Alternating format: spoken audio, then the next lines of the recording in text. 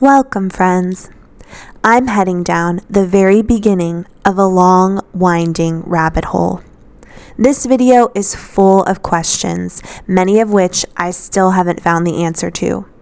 Is what is going on in the IBLP and within the Duggars Church so much more complicated and terrible than I ever imagined?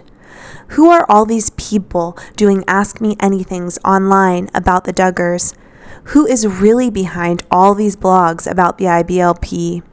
What is the truth about what's going on here? Okay, deep breath. If you want to come with me, I suggest you do the following. Number 1, start by watching this video on my channel about raising Ruth, the scammer who belonged to Free Ginger. Number 2, head over to another YouTube page, Susanna's Salty, and watch her video she made about her personal experiences with raising Ruth, Free Ginger, and Vicky from No Longer Quivering. She made this video in response to mine, and I felt it complemented it really well and gave me some greater insight. Number 3, watch this video here right now and help me try to answer the question. Who is Pickles? What is her end goal? And what does she really know about the Duggars? Finally, at the end of all that, we will explore new information I've never heard about, posted by Pickles herself from a friend allegedly close to the Duggar family. If you were part of any of these communities, such as Free Ginger or Raising Ruth, and you have knowledge I've left out of my videos or I've gotten wrong, please leave me a comment below. I need your help to put together more pieces of this incredibly complicated Duggar puzzle. It took me a long time to gather this information, and it wasn't easy to find. But around 2004, a blog appeared on Tumblr called Life Isn't All Pickles and Hairspray. It was about the Duggar family. What I'm about to share with you is just a compilation of my own research performed on Tumblr, Reddit, and Facebook. Please do not take anything I say here as fact. Please feel free to do your own research and come to your own conclusions. The woman who ran Life Isn't All Pickles and Hairspray seemed to be just lightly snarky about the Duggars at first. Her posts led many to believe she was a member of the Free Ginger forum because she used a lot of similar information. She seemed very passionate about her blog and secretive at times. As time went on, she made posts that made it seem like she was unhappy with the moderation and took a lot of issue with multiple things going on in the Free Ginger forum. She became known as Pickles, and she was eventually, allegedly, kicked out of Free Ginger.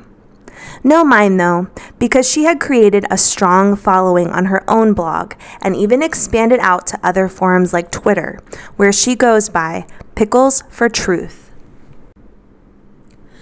Pickles became involved in a couple controversies, like tweeting back and forth with Derek Dillard and making it clear that she had a lot of disdain for him. Here is a compilation of what interested parties have managed to uncover about Pickles. She is likely a female in her late 50s. She was or is a teacher who is from New York but now lives in North Carolina. Her tweets have made it obvious that she did not like Donald Trump. Many have speculated that she's Catholic and had increasing frustration towards the Duggar family as Jim Bob and Michelle spoke out publicly against Catholicism. Most interestingly, Pickles always seemed to have super secret Duggar sources whom she spoke to on the regular. As time went on, Pickles seemingly became more annoyed and frustrated with the Duggars. I don't know if I can blame her. Her rhetoric became more biting and harshly snarky. She outwardly posted lots of negative things about Josh Duggar and Derek Dillard specifically. She also seemed to run her platforms like a classroom in which she was the teacher and her viewers or readers were a young elementary school class. She allegedly highly censored people's comments and posts. She frequently admonished many people, saying things like, "Don't bully," or "That's just speculation." Many found her to be terribly hypocritical.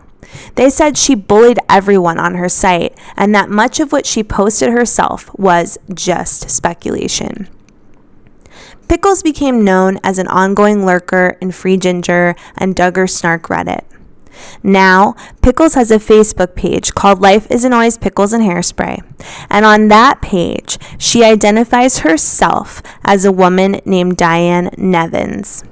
She makes it clear she will not tolerate anyone posting her personal information, such as her home address or place of work, which makes me think that people have tried to do that to her before.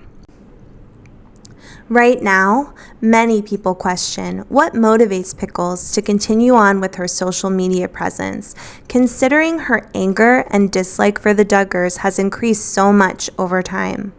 But maybe because I'm stuck so far down my own Duggar rabbit hole, I can truly understand why it's hard to give it up. And as I've been working my way through Pickles' blog, I've been really shocked by a couple pieces of information I found, starting with this. So, in 2018, long before Josh Duggar was ever arrested, Pickles published this. I have been getting some information on the Duggars and their early home church activities from the early 2000s. This information comes from a church insider who has left the church, as I'm sure many have over time. A lot of the information I have, I can't release until I consult a lawyer. If anyone knows a good lawyer who can give me advice, PM me. What I can say now is that Jana was promised to a boy, but it was broken off by the time Jana turned 18. The boy broke it off probably because he wasn't ready to settle down. Both sets of parents were disappointed that the arranged marriage didn't work out. Also, many know about Josh getting his head shaved at 17 as punishment for his continued sins. It was done at the Duggars' home church by church elders, including Jim Bob. Josh resisted the punishment, and they told him that if he didn't go through with it, they would also shave the head of the girl, not his sister, who he hurt. The church apparently partially blamed her for what happened. That's it for now. At least this information clears up the shaved head incident. This was the first post I was pretty shocked about from Pickles. I noticed it was put up in August of 2018, long before we ever heard from Justin and I Pray You Put This Journal Away about Josh's head shaving incident. I've never to this day heard that they threatened to shave the girl's head as well. For me, that is even more deeply disturbing. And then I moved on to this shocking post, made only a few months later in October of 2018. A while ago, I wrote a post about someone who contacted me who is a Duggar insider. This person was raised in a family who were close to the Duggars back in the days before the first specials aired and for a few years after. I don't want to identify who this person is because of the threats that have come with separating from her family and beliefs. I will call this person Sam because it is a gender-neutral nickname and it's my cat's name. Sam is not ready to out who he or she is yet due to the threats, but here's what I can say about what I've been told. Disclaimer, I am repeating what Sam has told me after supplying me with some proof of his connection with the Duggars. If Sam or the Duggars want to correct anything, I write here they can always contact me in private messages and I will post corrections. Number 1. I already shared that Sam witnessed Josh's head shaving at the home church. Josh was 16 or 17 and had been caught being inappropriate with the girl. As punishment, the church shaved his head. When he first protested, church elders, including Jim Bob, threatened to shave the girl's head. The girl Josh had hurt. But Josh stepped up and went through with that ridiculous punishment. Josh was scolded many times for being caught with girls, but no real protections were put into place. I also already shared that Sam knew of Jana being promised to a boy, but the boy called it off because he was young and didn't feel ready for marriage yet. That breakup was hard on both families. That boy is now married with a child. I do know his name and occupation, but don't ask. Number 2. Sam implies that a couple of the church elders were not good people. She points out one of Jim Bob's dear friends as grooming some of the girls, though doesn't know if any SA occurred. Sam says Jim Bob was not part of the inappropriate behavior. Sam says Terry Forsyth, Austin's dad, would visit the home church on occasion as an advisor during the time of Josh's problems. He was building his camp at the time and would take boys who were being rebellious and use them as free labor. Number 3, when I asked if Sam thought Michelle was hurt by the church, Sam said, yes, absolutely. It was a pattern I noticed with my own parents. Arguably, Jim Bob is nicer to Michelle than my father was to my mother, but I think she's definitely been mistreated and bought into his propaganda as a result. Her mousy voice and constant sweet demeanor is so forced, and it's because he prefers it. Number 4, when I asked if Jana was treated inappropriately by Josh, Sam said she was not treated inappropriately by Josh. I agree with that. He went for the other girls, particularly Jill and Jessa. When I asked if Josh ever R'd anyone, not to my knowledge. I don't think he ever went that far, but it was definitely more frequent and extreme than the Duggars have shared. Number 5. Sam reports that Joe was caught looking at P at about the age of 13. He repented in church and apparently never went back to it. Number 6. The home church split after Jim Holt and Jim Bob had a huge falling out. The Holts were less rigid than the Duggars concerning dress and movie watching. Jim Bob and Holt still seem to have bad blood towards each other, though the Holts did buy a house from Jim Bob. It was probably better for the Duggar girls that the Holts weren't around as much. Number 7. Sam goes on to say that Josh SM'd Kaylee Holt and one of her sisters, and that is when Josh and Kaylee's courtship was ended. Sam also thinks Josh SM'd the daughter of another church patriarch who was 13 at the time. Nothing was ever reported except to the parents and to the church. Number 8. When I asked about being physically inappropriate with kids, Sam said, "Oh my gosh, that happened all the time," and I'm paraphrasing here. In the middle of watching a preaching video for church service, I would hear parents behind me using glue sticks on their 1-year-olds. It would just happen in the open without anyone saying anything or looking. Also, the older kids were given tools to punish their siblings. One family had an older boy who constantly bullied his little siblings and would be physical with them frequently to help them behave. In reality, he was just picking on them and being terrible. It was scary. Jim Holt threw me with a belt when I had an argument with one of his kids. Number 9. When I asked about general craziness in the church, Sam recalled the older kids were given tools to keep the younger kids in line. That one older boy took advantage of that and was inappropriate with his siblings just to be mean. The church moms would hand off their children and infants to any girl aged 7 and up to watch for hours at a time as the moms all prayed and socialized. Sam also recalled one father of 7 openly admitted that he didn't believe in paying taxes. He kept his family on a trailer in back country. They drove a rusty giant van, and his children were all stick thin with protruding stomachs because he didn't believe in more than 2 meals a day, refused to allow sugar, condemned holidays, etc. His wife was also gaunt but constantly pregnant or breastfeeding. They believed TVs were bad. But, and I've heard this before, that the church got all of its messages through watching a video.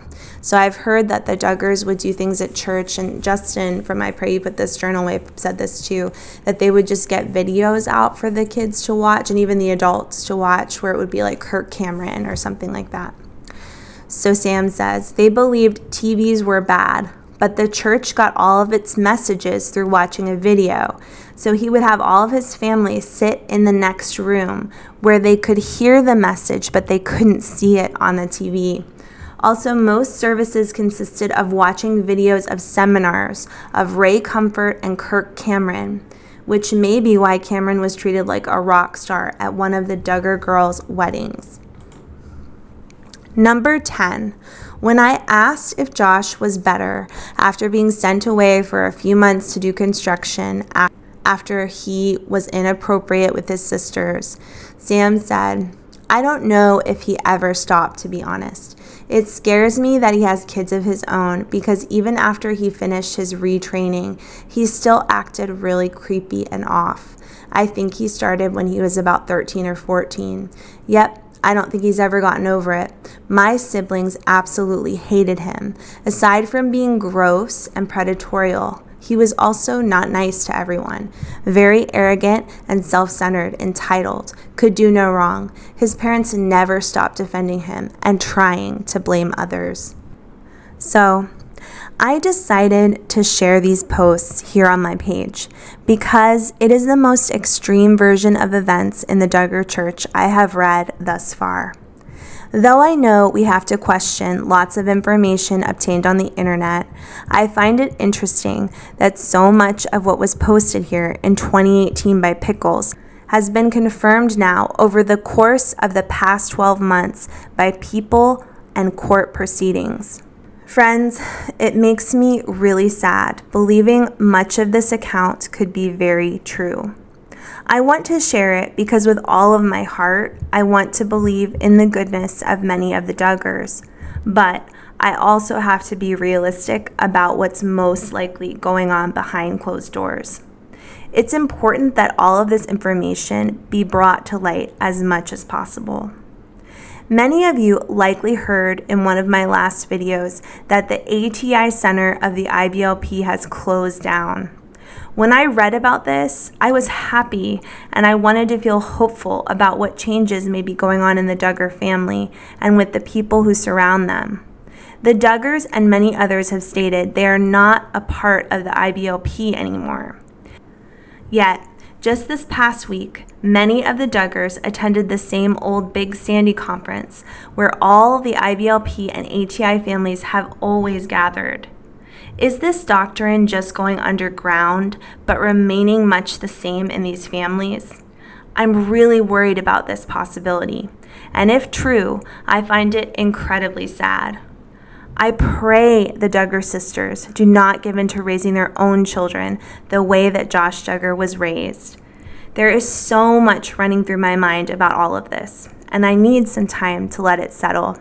So for now, leave me a comment if you can. Write me if you have any corrections or information about what I've written in this video. For now, I hope you take some time to head down your own rabbit hole. Can I get rid of habits that I know are wrong?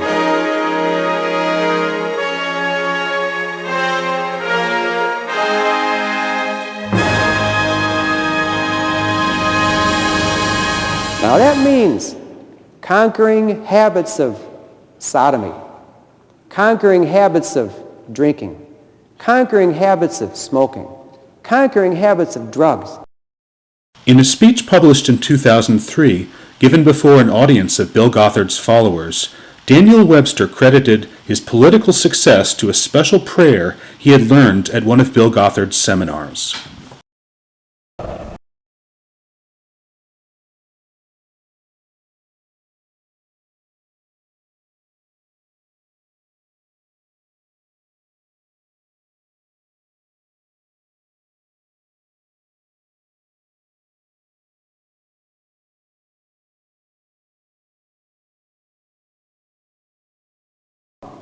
One of the joys of being here this week is knowing beyond a shadow of a doubt that we have for every one of you the answer